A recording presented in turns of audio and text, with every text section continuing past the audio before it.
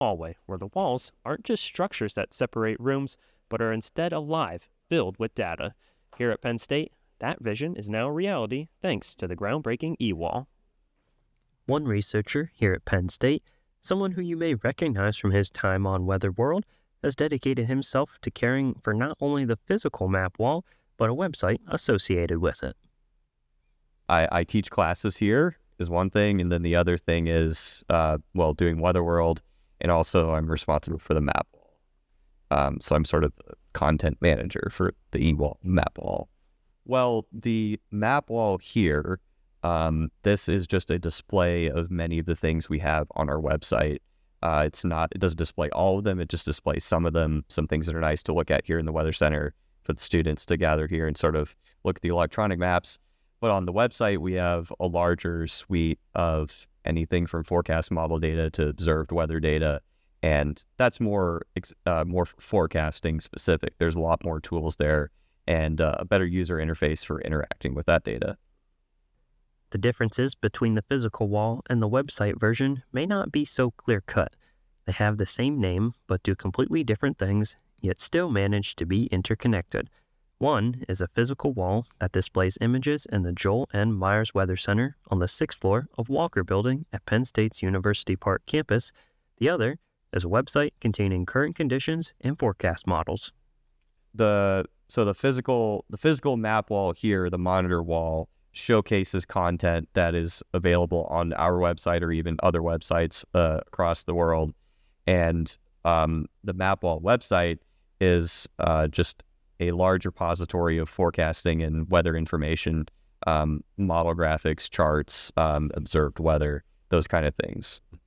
So the display itself is actually rendering a web page. So I code a web page in HTML that shows how all the images should be displayed along the wall. And behind the scenes, there's both hardware and software that makes the map wall run. I actually don't deal with much of that myself, but it runs in the background, and for the most part, it's pretty reliable. Both have taken many forms and have been updated and upgraded several times since their creation in the early 2000s. The Weather Center itself has seen a variety of changes throughout the years. The map wall originally began as a collection of paper maps, which eventually would become electronic when the Weather Center began renovations in late 2008.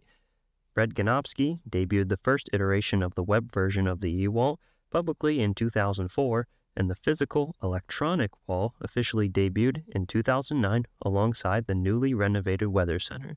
Since then, Schneider has updated the website further, and the physical map wall was upgraded with new screens in 2024.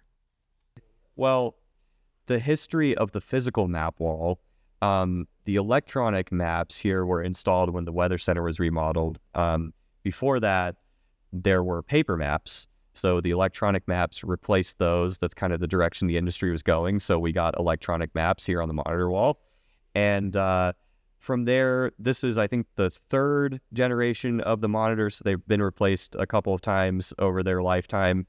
And most recently, this past year, they were replaced. As far as the website is concerned, the ewall website originally started as a project of Fred Ganopsky's. Fred was on Weather World for many years, as I'm sure viewers are aware. And so that was sort of his project. What I'm working on now is sort of a parallel version of the ewall website and sort of updating a lot of the graphics that Fred had created, making my own routines and kind of taking what he had and building a little bit off of that and making them a little bit more modern. The ewall is a complex system that requires constant attention. It mostly runs in the background, doing it quite well, but needs to be monitored for potential issues, as technology is imperfect. Figures and maps show up easily on the map wall screens and the website, but gathering the data to make the images is quite difficult. All of the stuff that we have here at Penn State, we are pulling data in from elsewhere. I don't have anything that's plotting in-house models, if those even exist. For the most part, we're just pulling data from national centers, whether that be NOAA or whether that be anyone who's international. We're just pulling data in and we're making visualizations with it. It's a variety of different websites. Now, many of the national centers are transitioning to putting more of their data in the cloud, things like Amazon Web Services, AWS, or Google Cloud, or places that a lot of data is being stored. That's on the NOAA National Weather Service side. If you look internationally, some of the organizations like ECMWF have their own data servers as well. And so one of the main challenges actually with creating a lot of these graphics, the hardest part is actually getting the data in. Once you have the data in a format that you know how to deal with it, it's usually pretty easy to make the maps, but actually bringing in the data is a pretty challenging part. While there are challenges in bringing data in, the map wall and website have proven countless times that they are both very important. The physical wall has become a staple in the Weather Center, and the website has proven to be an excellent forecasting tool.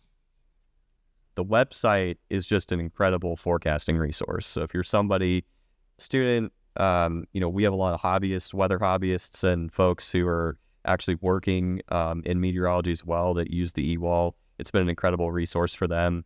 There's some unique tools on there that I think are very valuable. As far as the physical map wall is concerned, this has been a fixture in our weather center here for many years, and it's something that's rather unique to Penn State in that, how large it is and how long we've had it. And so it's something that's pretty important to us for that reason. So the next time you have a weather-related question, stop by the Penn State ewall. That be the physical wall or the website. They'll both be sure to provide you with some clarity. For Weather World, I'm student meteorologist Austin Long.